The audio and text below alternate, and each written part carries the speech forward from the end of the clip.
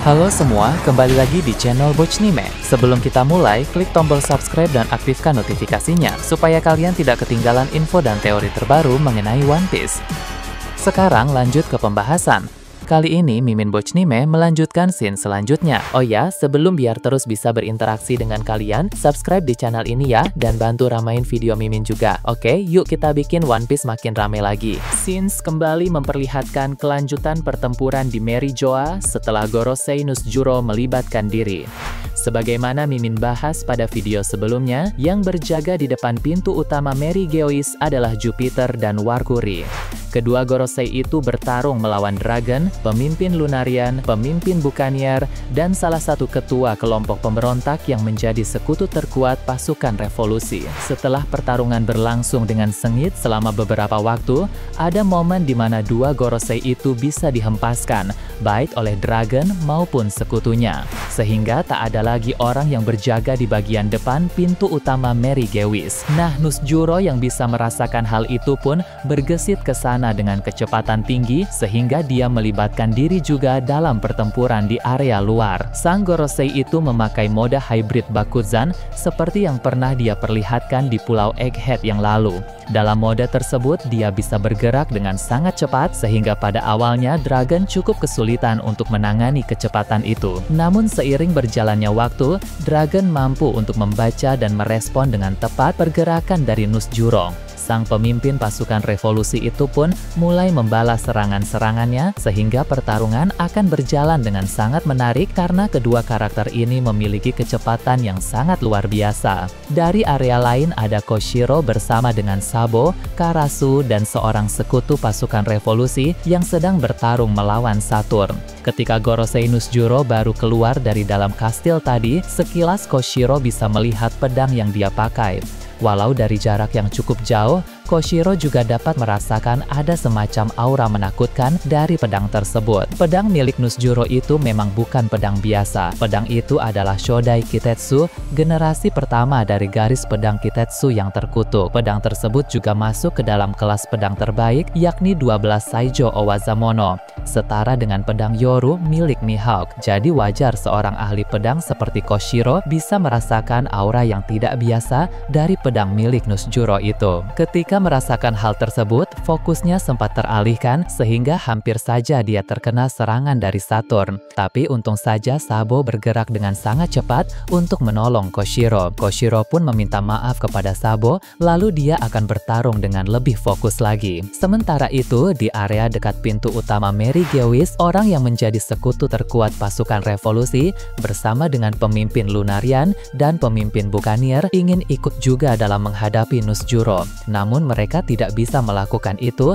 karena mereka dihentikan oleh Jupiter dan Warkuri yang telah kembali ke sana. Walau dua Gorosei itu sempat terhempas beberapa waktu yang lalu karena terkena serangan kuat, tapi tentu mereka masih belum kalah. Jupiter dan Warkuri segera menyerang rekan-rekan dari Dragon itu sehingga baik sekutu terkuat pasukan revolusi maupun pemimpin Lunarian dan pemimpin Buccaneer sama-sama menjadi kerepotan ketika harus berhadapan dengan dua Gorosei sekaligus. Semakin banyak organisasi dunia bawah yang datang ke sana untuk membantu Cross Guild, padahal banyak pula dari mereka yang bukan aliansi dari Cross Guild. Dengan kata lain, mereka menyatakan dukungan kepada kelompok itu. Jadi, jika nanti pihak Cross Guild berhasil bertahan dan memukul mundur pasukan angkatan laut, maka organisasi itu akan menjadi semakin besar, bahwa Cross Guild mungkin akan menjadi masalah yang sangat serius bagi bajak laut Blackbeard, sebab sebagai sesama kelompok Yonko pada era yang kacau seperti sekarang, kemungkinan untuk mereka bentrok pada masa depan nanti bisa saja terjadi. Beralih ke tempat lain, pertempuran di Pulau Hachinosu akan kembali mendapat sorotan. Keadaan di sana menjadi semakin panas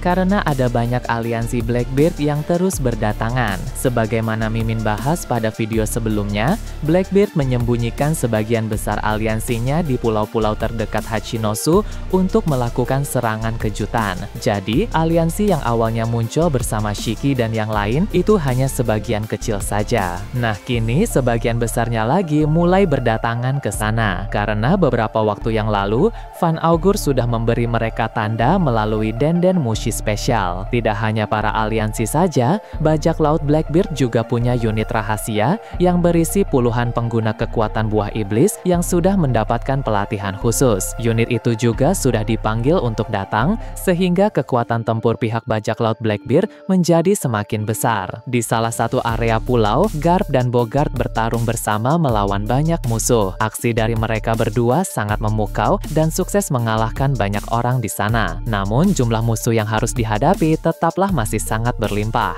Mereka berdua dikepung dari berbagai arah oleh beberapa kelompok bajak laut aliansi Blackbeard. Sebagian dari kelompok itu bahkan dipimpin oleh kapten-kapten bajak laut yang cukup terkenal di mana Bogart tahu siapa orang-orang itu. Garp bilang kepada Bogart, "Mengambuklah habis-habisan seperti dulu. Anggaplah pertempuran ini sama seperti pertempuran di God Valley 38 tahun yang lalu." Dengan perkataan ini, jelas bahwa rupanya dulu Bogart juga sempat mengamuk habis-habisan dalam insiden di Pulau God Valley, di mana dia mengerahkan seluruh kemampuan yang dia miliki untuk bertarung berdampingan dengan Garp. Mendengar perkataan Garp itu, Bogart pun langsung menjawab, "Siap." Meski dia juga sudah tidak di masa prima lagi sama seperti Garp, tapi dia akan bertarung sebaik mungkin dengan teknik-teknik andalannya. Di area tengah pulau, Shanks juga bertarung melawan banyak aliansi Blackbeard yang menyerangnya di sana. Sementara itu, Blackbeard hanya memantau pertarungan saja. Ini adalah strategi yang bagus karena dengan membiarkan para aliansinya melawan Shanks,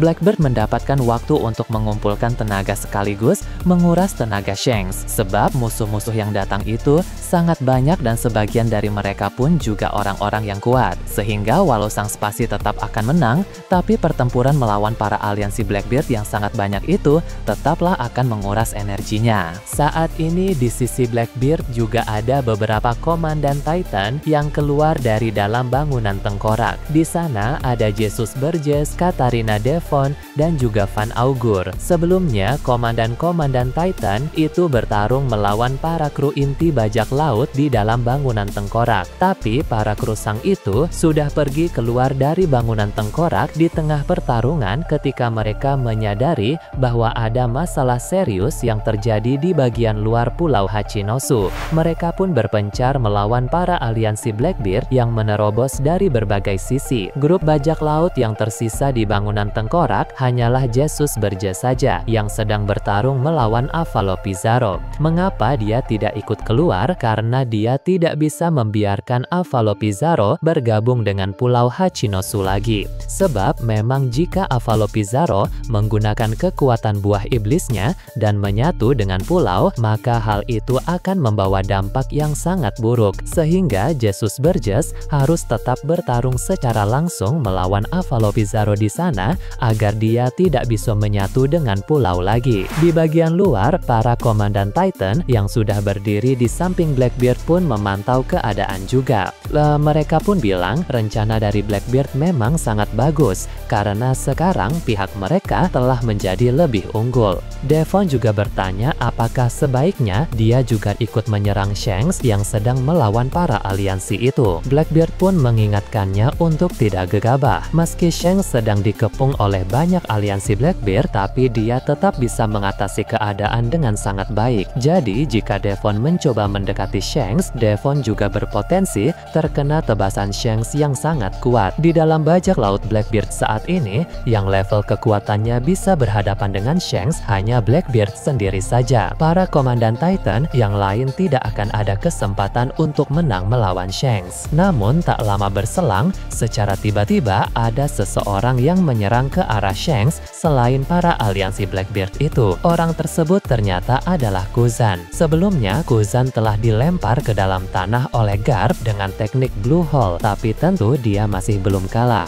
Ketika Kuzan bangkit kembali, Garp sudah tidak ada di sana karena Garp memang telah pergi membantu pasukan angkatan laut yang terdesak melawan para aliansi Blackbeard. Sebagaimana Mimin bahas pada video sebelumnya, Kuzan pun tidak tertarik untuk mengejar Garp, sehingga kini dia memutuskan untuk melawan Shanks bersama dengan para aliansi Blackbeard yang sedang mengepung Shanks. Tadi Blackbeard memperingatkan Devon untuk tidak gegabah ketika dia ingin ikut menyerang Shanks. Namun kini saat saat Kozan melakukan hal tersebut, Blackbeard tidak mengatakan apa-apa karena memang Kozan bukan orang yang bisa diberi perintah begitu saja. Memang Kuzan ini secara formal adalah bawahan Blackbeard karena dia adalah komandan Titan ke-10. Tapi entah ada kesepakatan apa, Kuzan tidak harus selalu mendengar perkataan dari Blackbeard. Kalau untuk misi-misi penting seperti menculik puding tempo hari, memang Kuzan harus mendengarkan perintah dari Blackbeard karena itu adalah untuk keberhasilan misi bajak laut Blackbeard ke depannya nanti. Nah,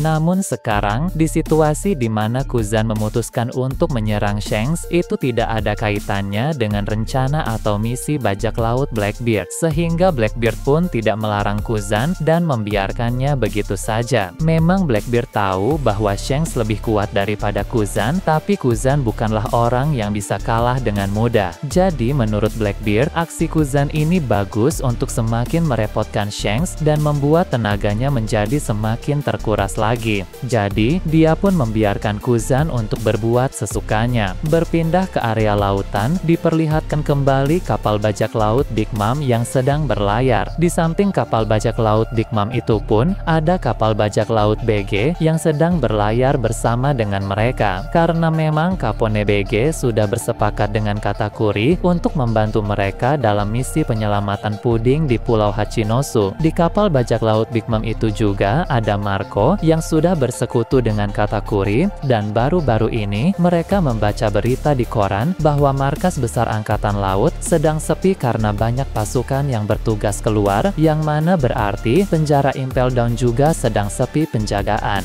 Marco sudah memutuskan untuk menerobos ke Impel Down sekarang juga demi bisa menyelamatkan Edward Weevil. Bahkan penjagaan di sana sedang sangat sepi. Katakuri juga setuju sebab dia ingin membebaskan King juga karena dia ingin merekrutnya sebagai tambahan kekuatan tempur. BG juga memberi saran tambahan untuk merekrut Doflamingo juga yang sedang dipenjara di Impel Down level 6. Katakuri tadinya ragu karena dia tahu Doflamingo itu sangat licik dan bisa saja berkhianat jika ada kesempatan. Tapi setelah Marco mengusulkan negosiasi dengan Doflamingo, Katakuri pun mau membebaskannya dan merekrut Doflamingo juga dengan catatan jika Doflamingo menunjukkan gelagat akan berkhianat, Katakuri sendirilah yang akan menghabisinya. Katakuri pun bertanya kepada BG mengapa BG bisa kepikiran memberi saran untuk merekrut Doflamingo juga. BG pun menjawab itu karena Doflamingo punya koneksi kuat dengan dunia bawah. BG juga adalah orang yang memiliki koneksi dengan dunia bawah sehingga dia bisa tahu tentang reputasi Doflamingo. Nah, bagaimana menurut kalian terkait ini? Nah, itu tadi berbagai hal menarik pada pembahasan channel Bochnime kali ini.